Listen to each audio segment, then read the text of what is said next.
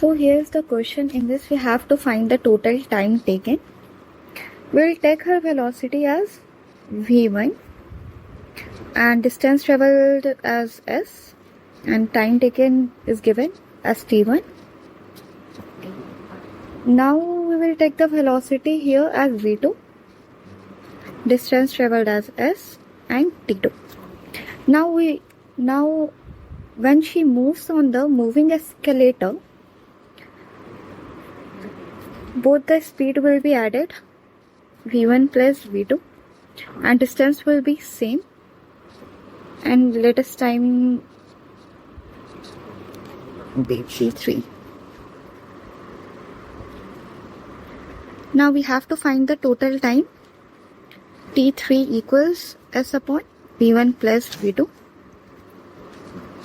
v1 equals s by t1 and this s by t2.